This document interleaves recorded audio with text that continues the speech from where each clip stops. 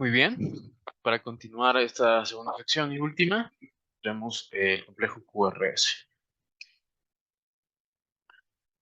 Como bien ya sabemos, durante todo el ciclo cardíaco hay diferentes reflexiones, diferentes ondas, diferentes segmentos e intervalos. Básicamente en general, esta es la nomenclatura, la estructura en los diferentes tipos de segmentos e intervalos. Para recordar rápidamente, los intervalos incluyen ondas y los segmentos básicamente son partes o periodos isoeléctricos de estos segmentos, ¿no? A veces entre intervalo e intervalo, entre segmentos, entre ondas y ondas, deflexiones, en fin. El punto esencial acá es el complejo QRS.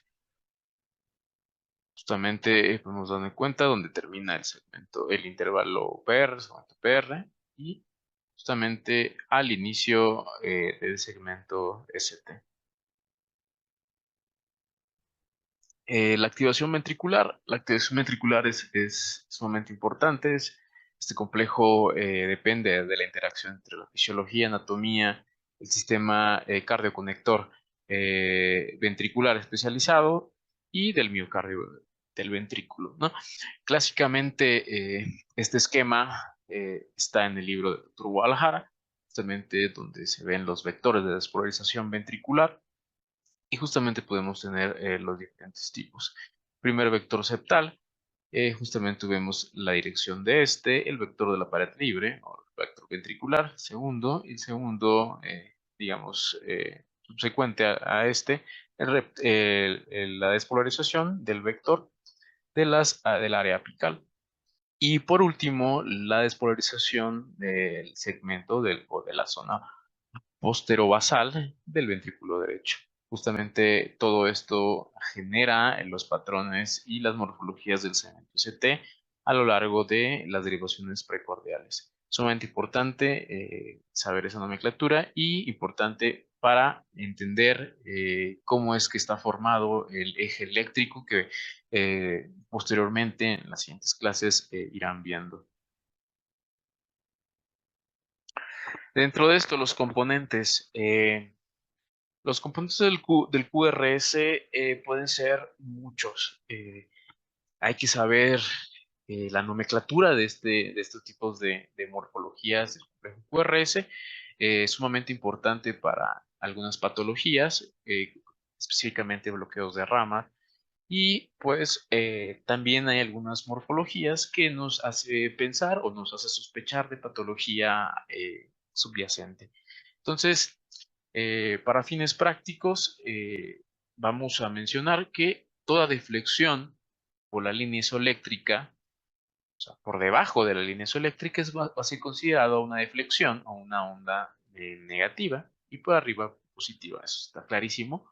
¿Eh? Pero, sin embargo, esto nos va a llevar a nomenclaturas posteriores, ¿no? ¿Dónde inicia el complejo QRS? Va a ser posterior al intervalo PR. Como hemos dicho, la primera deflexión eh, donde posterior al complejo QRS va a ser la primera donde empieza el complejo QRS y posteriormente donde inicia el segmento ST va a terminar esta.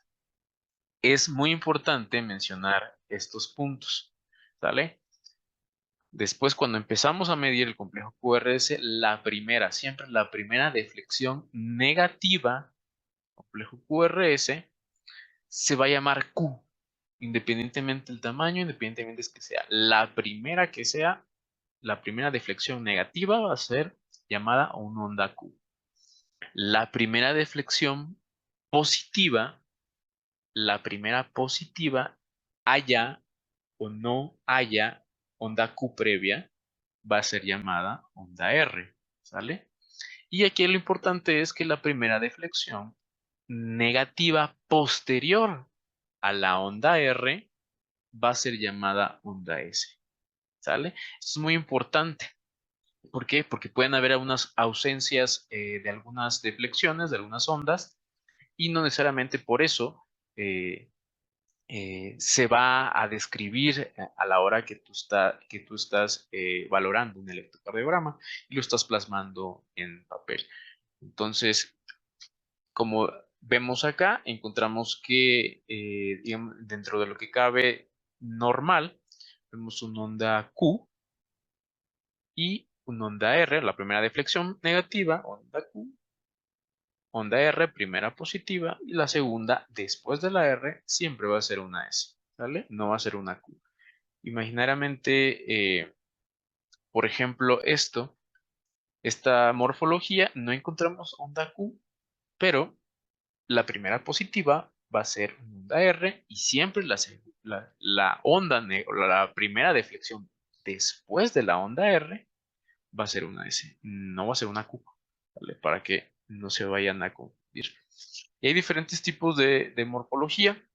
Como podrán ver, hay ondas, bueno, hay letras minúsculas y letras mayúsculas.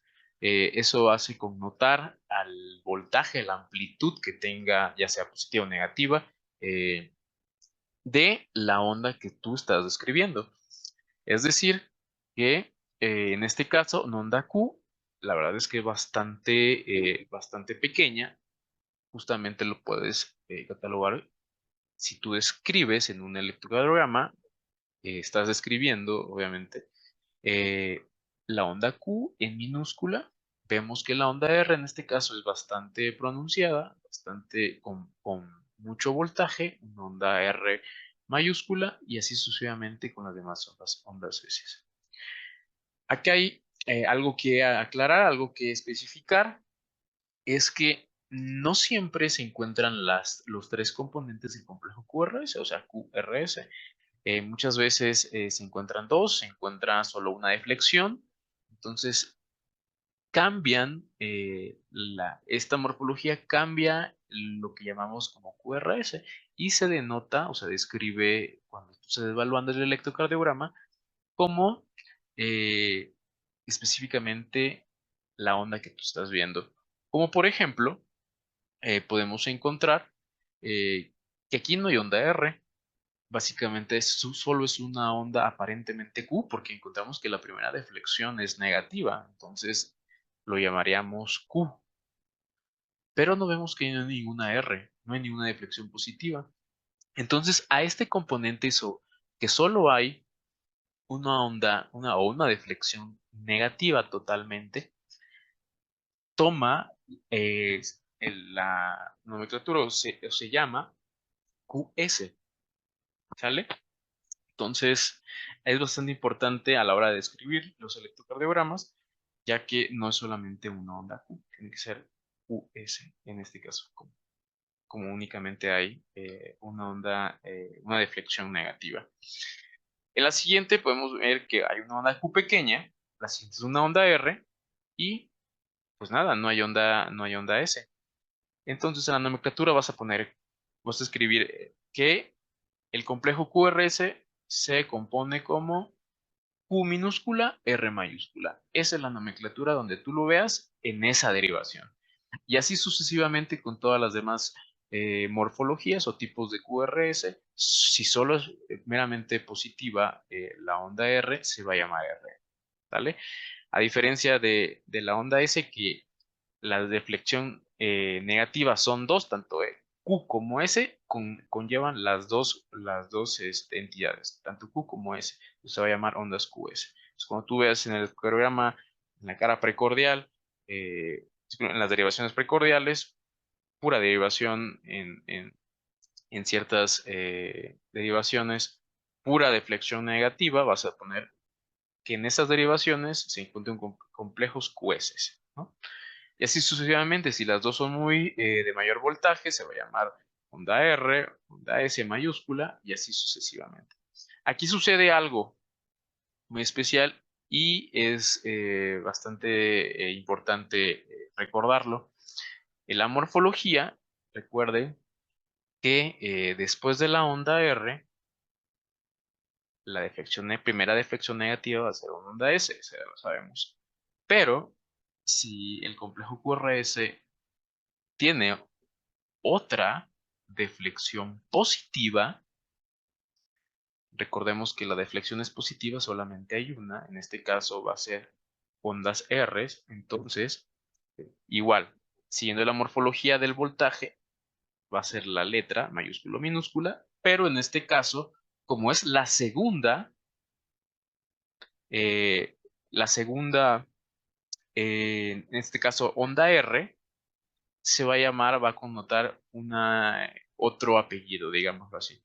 Va a ser una onda R', ¿sale? RR'. Entonces, y así sucesivamente. Al igual que si hubiera aquí otra deflexión negativa, recordamos que la siguiente deflexión negativa después de la onda R es una S, entonces si imaginariamente tuviera otra deflexión negativa aquí como otra onda S, sería R minúscula, S mayúscula, R mayúscula prima y S prima, ¿sale? Y así sucesivamente con la morfología. Esta morfología es muy importante a los bloqueos de rama, específicamente el bloqueo de rama derecha, posteriormente en otras secciones de estas revisiones del electrocardiograma van a ir viendo los componentes y los criterios de bloqueos de rama. Entonces, es importante esta nomenclatura para la descripción y para el diagnóstico de algunas anormalidades en la conducción interventricular.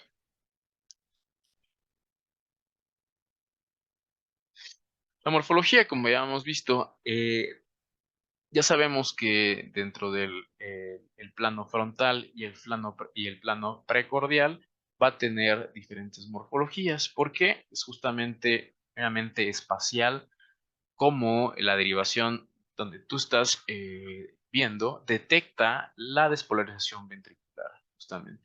Encontramos, recuerden que el vector de despolarización A más 60 en derivación de 2, encontramos casi en la totalidad, B, acercarse el vector de despolarización eléctrica del corazón y así sucesivamente. Como vemos también que en la derivación ABR, justamente la derivación de donde nace propiamente o donde ve nacer y alejarse la despolarización es completamente de flexiones negativas o complejos QRS negativos. Entonces, y esto es básicamente la percepción o la detección espacial del vector de despolarización respecto al plano que estamos detectando. En este caso, el plano frontal y el plano precordial u horizontal. Bueno, como ya habíamos mencionado las morfologías, es importante saberlas. Lo puse de manera que puedan verlo de manera más adecuada, un poco más grande, y hace hincapié en la descripción de este tipo de morfologías y es importante para los bloqueos de rama. Muy bien, hay situaciones específicas que pueden connotar a patología propiamente y es justamente las alternativas o QRS anormales. Entonces, en este caso, como podemos ver aquí, RSR', ya habíamos mencionado esto, eh, también en ese sentido, RSR', son morfologías de bloqueo de rama derecha. Eso, descuiden, no se compliquen tanto ahora, van a verlo después, pero connotan anormalidades en el complejo QRS y patología adyacente, en este caso un bloqueo, ¿no? Existen otras anormalidades como el empastamiento, la melladura o incluso fragmentación del complejo QRS. Como podemos ver, la onda S debería ser totalmente sí, sin embargo, si se dan cuenta, existe una pequeña empastadura en este sitio, igual a R empastada en este caso, ven aquí, y el QRS fragmentado. Si podemos ver aquí donde encontramos muchas deflexiones tanto positivas como negativas, eso hace caracterizar la fragmentación del complejo QRS. En la traducción clínica o la significancia clínica en este tipo de pacientes, en la mayoría de los casos hay que descartar, orientarse a buscar dirigidamente cardiopatía isquémica. Entonces, sumamente importante para ir detectando estas anormalidades, los electros que vayan evaluando a lo largo de su carrera y que no se pase por alto este tipo de situaciones. Muy bien, para un poco desmenuzar el complejo QRS, hace bastante eh, connotar esta onda que es la onda Q, ¿no? Muy importante que ustedes sepan de manera adecuada caracterizar la onda Q, tener los criterios eh, siempre en mente. La verdad es que son pocos y sumamente fáciles de aprender eh, sobre este tipo de onda, ¿no? La normalidad de la onda Q, ¿no?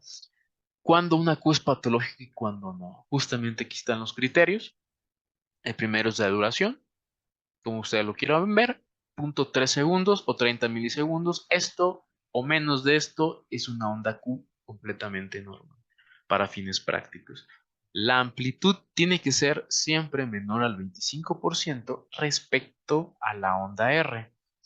La proporción de la amplitud, en este caso negativa de la onda Q, debe ser menos del 25% de la totalidad de la onda R. ¿Sale?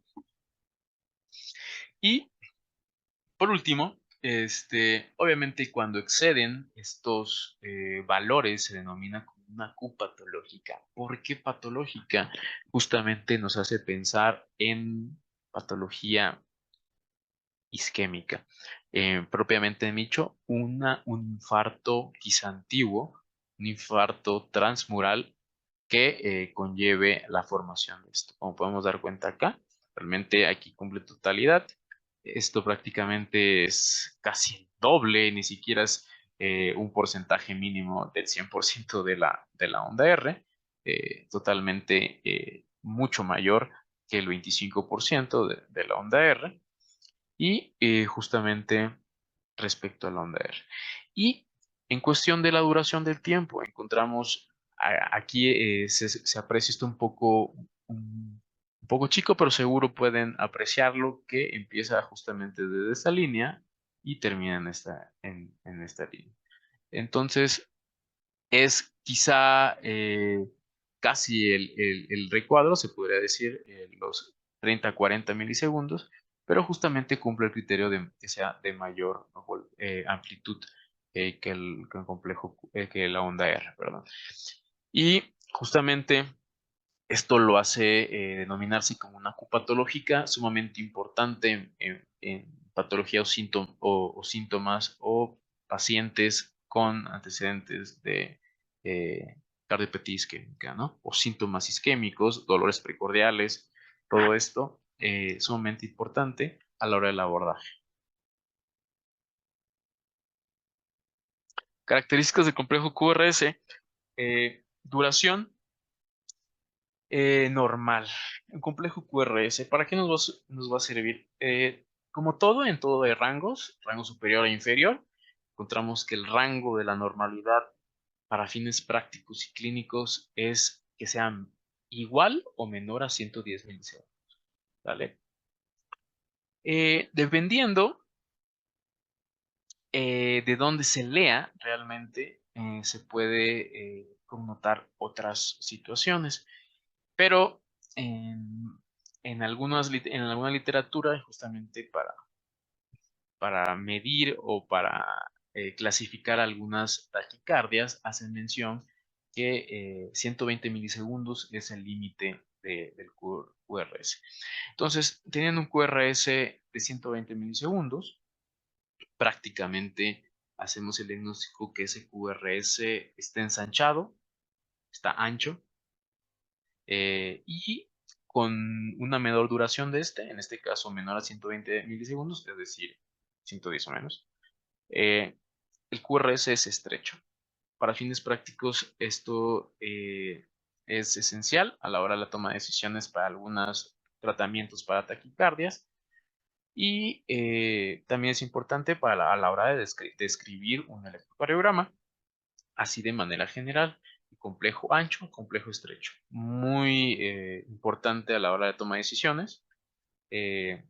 Posteriormente, supongo que en el momento que vean tema de taquicardias, el momento de anarritmias, es sumamente importante a la hora de describir, ya que el ancho o la duración de este complejo, el complejo QRS, también nos orienta un poco al origen de este latido, ¿no? Un complejo estrecho, lo normal, menos de 120 milisegundos, nos hace pensar que el ritmo es quizá de origen, la mayoría de los casos, origen sinusal. Hay algunas otras connotaciones que tienen complejos QRS estrecho y que no necesariamente son sinusales, pero son estrechos. Pero siempre y cuando son supraventriculares, o sea, arriba del ventrículo, o sea, básicamente. La connotación la de QRS ancho nos hace orientar en la mayoría de los casos a un origen ventricular. Como ya sabemos, el origen de ectópico del marcapasos de algún ventrículo derecho o izquierdo hace sin duda conducir la actividad, la contracción miocárdica propiamente del ventrículo donde inicia y pasar al otro ventrículo, no por el sistema de conducción, sino a través del tejido miocárdico, en un salto de onda hacia el otro ventrículo, o sea, el ventrículo que falta de despolarizarse.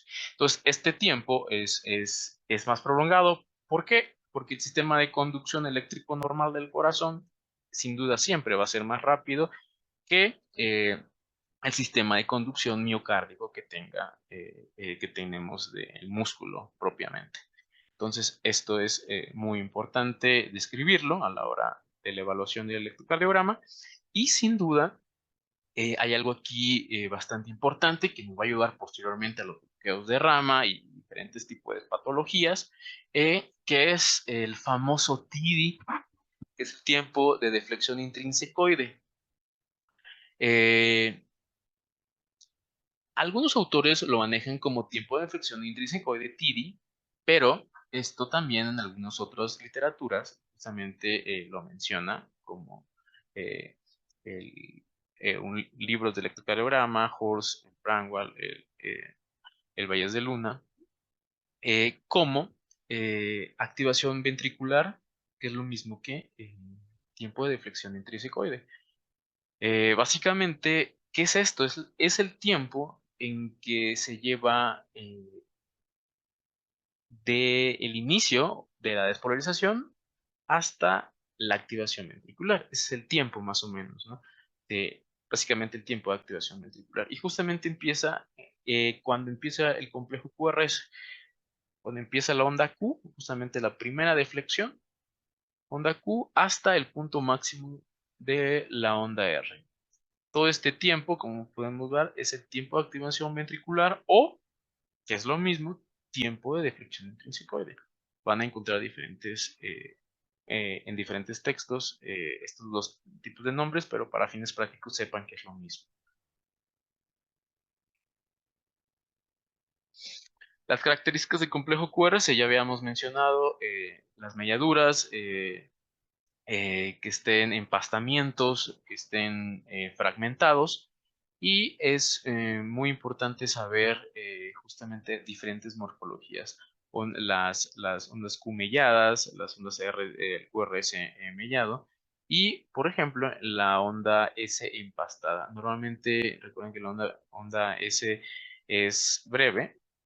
En este caso se amplía mucho su duración y bueno, aquí dice arrastrada, pero básicamente lo común es que se diga empastada. Esto es muy importante porque ahí nos refleja clínicamente que existe una prolongación en el tiempo del QRS, de la activación ventricular, y propiamente del tiempo de la conducción interventricular, ¿sale?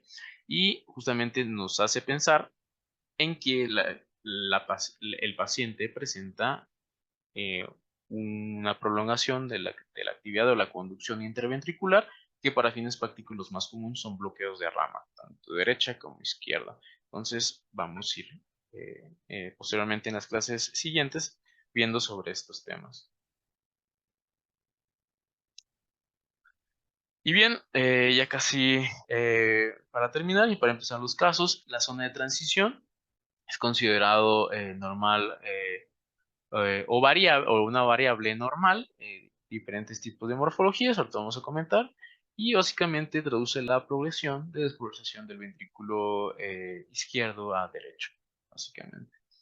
Y justamente esta transición, lo normal o lo más común es que sea en B1, perdón, en B3 y B4, la zona de transición. Sin embargo, existen otros tipos de transiciones, como es la transición en B5, B6. En este caso se plasma como transición tardía. Y en este caso, en el caso C, la zona de transición es temprana, es en B1 o B2. Entonces, este tipo de transición se llama transición temprana. ¿Qué es la transición? Es básicamente cuando los complejos se igualan, se hacen tanto positivos de la misma magnitud como negativos. Este momento es la zona de transición interventricular. Bueno, ya por acá va el primer caso clínico. Eh, Vemos electro, pero se los comento. Masculino, 65 años de edad, con antecedentes de diabetes tipo 2, de más de 20 años de evolución, hipertensión mal controlada, obesidad de grado 2. Se presenta al servicio de urgencia con dolor precordial opresivo, se irradia a ambos brazos y a mandíbula de 10 horas de evolución, bastante intenso. Le toman un electrocardiograma de manera inmediata en menos de 10 minutos, donde se aprecian en las derivaciones de 2 de 3 y ABF esta morfología.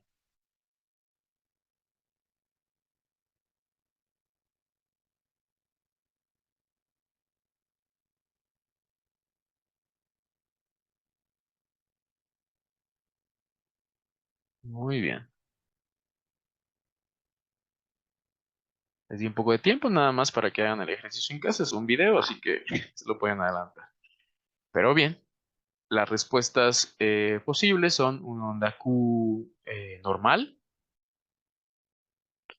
una onda S empastada, una onda Q patológica o una onda R mellada. Muy bien. Escojan su respuesta y esta es la correcta. Onda Q patológica. ¿Por qué cumple el criterio de justamente en este paciente? Está teniendo un síndrome isquémico coronario agudo, una elevación del segmento ST en la cara inferior, si ven, y posteriormente van a ver las características de esto cuando vean la sección de el segmento ST. Pero ven la onda Q francamente patológica de más del 25% de la onda R y si ven, es casi prácticamente de duración de un cuadro, o sea, de 40 milisegundos. Cumple los criterios de onda Q, probablemente en esa zona del corazón, la zona inferior, está teniendo aparte de una lesión subepicárdica, seguramente ya hay zonas de necrosis.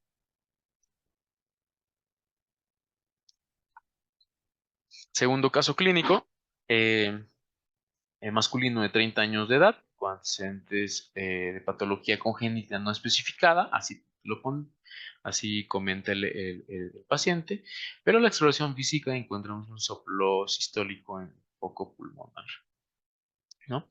2 de 4. Le tomamos un trazo de electrocardiograma, justamente se aprecia esto, onda P, QRS, onda T. Muy bien. Dentro de las respuestas están onda P normal, onda P mitral, ausencia de onda P o una onda P pulmonar. Recuerden las características del rango de normalidad de la onda P y piensen rápidamente en la respuesta. Ya la tienen y bueno, es onda P pulmonar. Sin duda podemos ver y contar aquí los cuadros. Por ejemplo, en esta, 2, 3 cuadros. Recuerden que el límite normal tiene que ser menos de 2.5 milímetros o 0.25 milivolts. Lo supera indudablemente podemos encontrar que es una P pulmonar. Justamente. Este paciente tiene estenosis pulmonar, viene en el libro del doctor Eric Alexanderson. Y fue todo por esta ocasión. Espero que les haya gustado. Muchas gracias, espero verlos pronto.